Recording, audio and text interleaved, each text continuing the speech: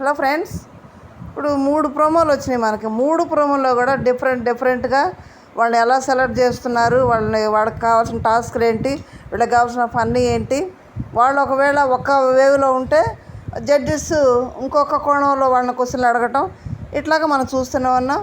కొన్ని డిఫరెంట్గా ఎదురు తిరిగి మాట్లాడటం చూసాము. మరి అతను మాట్లాడా లేదా, అతని క్యారెక్టర్ అదేనా, మన జడ్జి ఒకవేళ అలా మాట్లాడితే జడ్జెస్ ఊరుకోరు కదా, జడ్జెస్ కూడా సీరియస్ అయ్యారు. అది మన ప్రోమోలో చూసాం.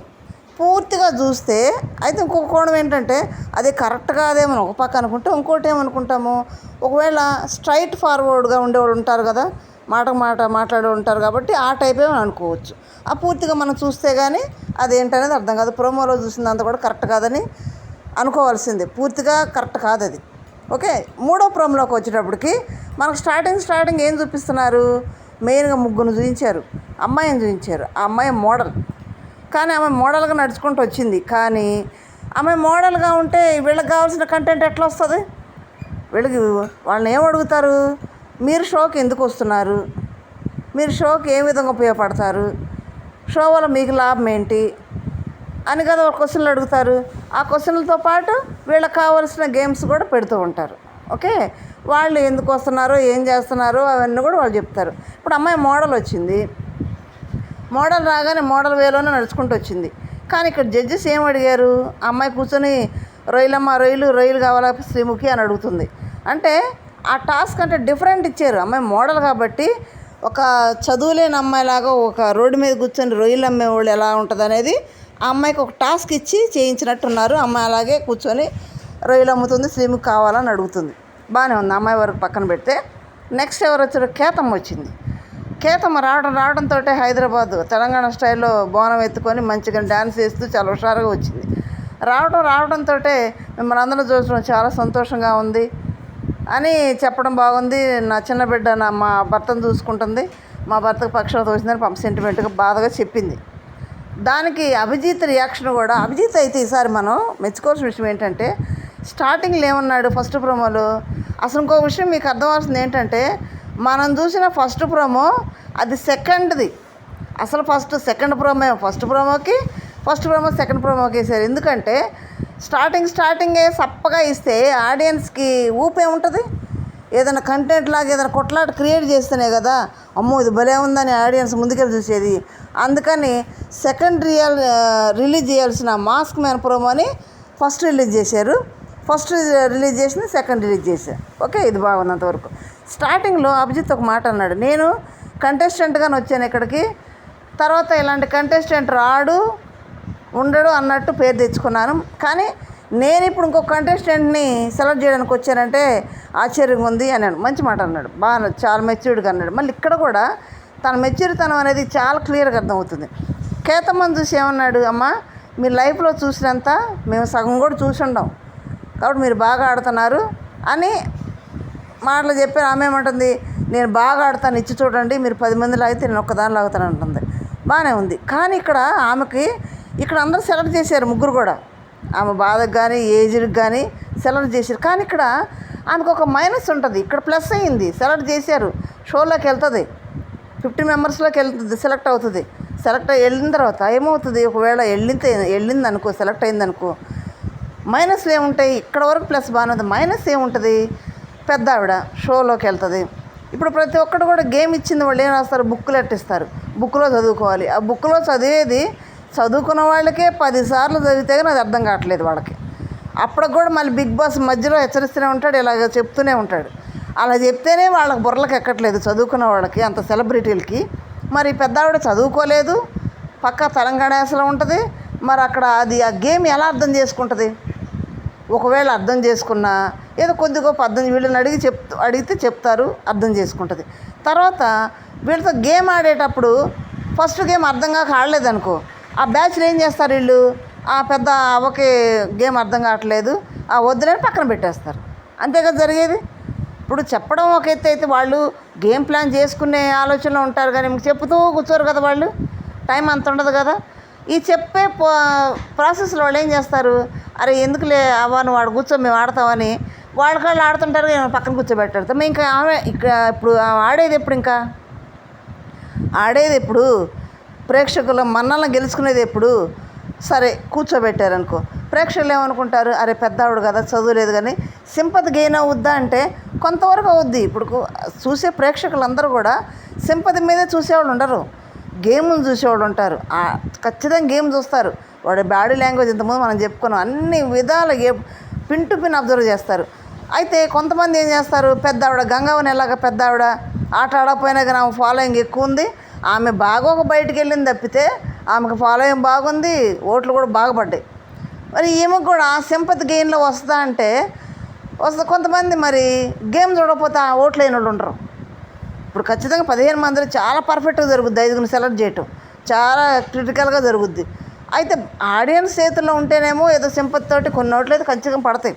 మరి గేమ్ ఆడలేదనుకో, ఒకవేళ వాళ్ళ చేతిలోనే పెట్టారనుకో, ఎవరిని పంపిద్దామంటే అరే పెద్ద కేతమ్మ అవ్వ ఆడలేకపోతుంది, పంపించేద్దామండి, ఏమైనా చెప్పడానికి కూడా అర్థం కావట్లేదు అవ్వకి అనే ప్రాసెస్ ఉంటుంది కదా. ఒకవేళ ఆమె ఏదైనా మైనస్లు ఉన్నా కానీ వీళ్ళు ఆమె కంటే చిన్నవాళ్ళు కదా ఉండేవాళ్ళు అందరూ కూడా, అవ్వ నీ దగ్గర మైనస్ చెప్పడానికి భయపడతారు. పెద్ద ఆవిడ కాబట్టి, అంటే చెప్తే ఏమవుద్దో బయటికి, చెప్తే బయట ఆడియన్స్ ఎలా రిసీవ్ చేసుకుంటారో, అరే చూసావా పెద్ద ఆవిడని ఎంత ఎదురు మాట్లాడుతున్నారు, పెద్దవాడిని అలా మాట్లాడారేంటి అన్న ఫీలింగ్స్ తోటి మనం బ్యాడ్ అయిపోతామేమో బయట అనే ఫీలింగ్స్ తోటి చెప్పకుండా ఉండొచ్చు, ఆగిపోతారు కూడా.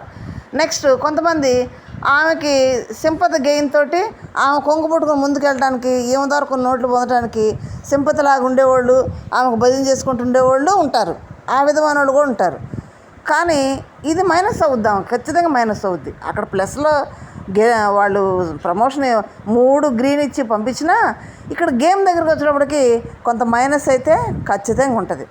ఓకే, నెక్స్ట్ ఎవరు వచ్చారు, మన ప్రసన్న కుమార్ వచ్చారు. ప్రసన్న కుమారు నిలబడటమే కష్టమైన పర్సను, చాలా అవార్డులు గెలుచుకున్నారు, బైక్ రైడరు, చాలా జావలిన్ ఫైటర్ అంటే అన్నీ చేశాడంట. దానికి చెప్పగానే మన నవదీప్ ఏమన్నాడు, మీరు ఆఫ్టరా బిఫోర్ అంటే కాలు ఇలా అయిన తర్వాత ఆడారా అవ్వకముందు ఆడారంటే ఇలా అయిన తర్వాతే అన్నీ ఆడానండి అంటున్నాడు.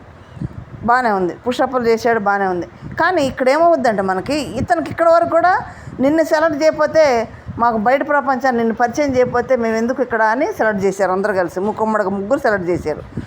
ఓకే సెలెక్ట్ చేశారు, బాగానే ఉంది. ఇక్కడ ప్లస్సే ఎందుకు, అతని ఎఫోర్ట్లు కానీ అతను కొంతమందికి ఇన్స్పిరేషన్ కూడా, కాలు అలా పెట్టుకొని ఇన్ని అవార్డులు గెలుచుకొని బైక్ రైడింగ్ కానీ జావలిన్ కానీ ఇంత యూట్యూబ్ మంచిగా ఫాలోయింగ్ ఉంది, సినిమాలు చేస్తున్నాడు, ఇంత ఉండ వ్యక్తి మరి ఇక్కడ వరకు అయితే ప్లస్సే ఉంది.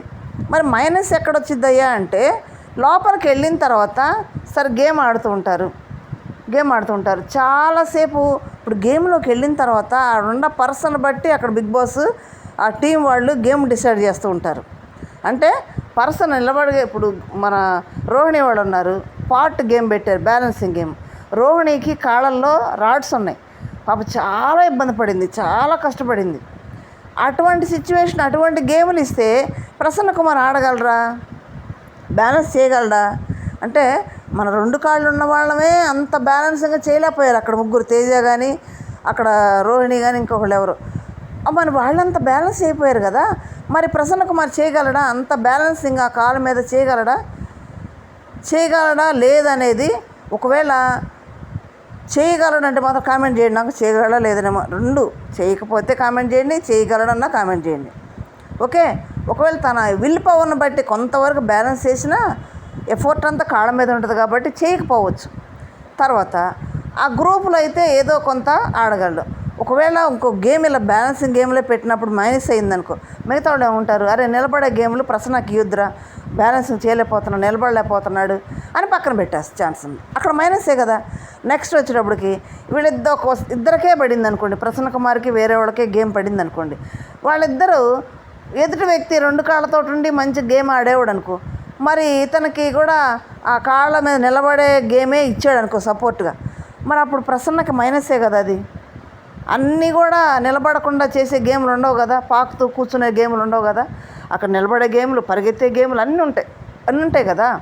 ఇప్పుడు బైక్ రైడ్ అంటే బైక్ మీద కూర్చొని వెళ్ళాడు, ఇక్కడ పరిగెత్తాలి, లాక్కుంటారు, మనం చూస్తుంటాం కదా ఎన్ని గేమ్లు బిగ్ బాస్లో. వీటిల్లో కొంత మైనస్ అయితే ప్రసన్న కుమార్కు ఉంటుంది, కేతమ్మకు మైనస్ ఉంటుంది. ఇప్పుడు ప్లస్ పరంగా వాళ్ళు ముఖమ్మడిగా గ్రీన్ ఇచ్చారు, గెలిచినట్టే. కానీ మైనస్లు అయితే షోలోకి వెళ్ళినాక ఉంటాయి కదా, మరి ఆ మైనస్లు మరి వాళ్ళు ఎట్లా ఇది చేసుకుంటారనేది మనం షోలో చూడాల్సి ఉంటుంది. కానీ బిగ్ బాస్ ప్లానింగ్ అయితే మాత్రం చాలా ఉంది. ఎందుకంటే ఈ అగ్ని పరీక్ష ద్వారా ఏదో హైప్ తీసుకొచ్చి బిగ్ బాస్ అమ్మో బీబీని చాలా ఉండబోతుంది, ఇలా ఉండబోతుంది అనేది హైప్ తీసుకురావడానికి ఈ అగ్ని పరీక్ష మాత్రం చాలా పైకెత్తి ప్రోమోల్లో ఉండలేని మొత్తం అన్నీ తీసుకొచ్చి సెంటిమెంట్లు, కోపాలు, తాపాలు, తర్వాత హార్ట్ టచింగ్లు, ఇన్స్పిరేషన్లు అన్నీ తీసుకొచ్చి పెట్టారు. బాగానే ఉంది. మరి అగ్ని పరీక్ష షో చాలా హైప్ తెస్తుంది కాబట్టి షో లోపలికి వెళ్ళి చూస్తే కానీ జడ్జెస్ ఎలా సెలెక్ట్ చేశారు, ఎవరిని సెలెక్ట్ చేశారు, వాళ్ళు ఎలా ఉన్నారన్నది మనం 22 అంటే ఈ నైట్ 12 గంటల తర్వాత 22 వస్తుంది కాబట్టి స్టార్ట్ అవుద్ది షో జియో హాట్స్టార్లో. ఓకే ఫ్రెండ్స్, మరి మీరేమనుకుంటున్నారు? ప్రసన్నకి, కేతమ్మకి మైనస్లు ఇవి కలిసి వస్తాయా? మరి లేదు మైనస్లు ఉండవండి, మరి ఫిజికల్గా మంచిగానే ఆడగలుగుతారు వీళ్ళు అనుకుంటే మీరు కామెంట్ చేయండి. వీళ్ళల్లో ఈ 15 మనం చూసిన వాళ్ళల్లో కూడా నేను ఇంతకుముందు షార్ట్లో కూడా పెట్టాను 15 మంది. ఈ 15 మందిలో ఎవరు 5 BB9 సెలెక్ట్ అయితే బాగుండేది కూడా నాకు కామెంట్ చేయండి. లైక్ చేయండి, షేర్ చేయండి, సబ్స్క్రైబ్ చేయండి. Thank you.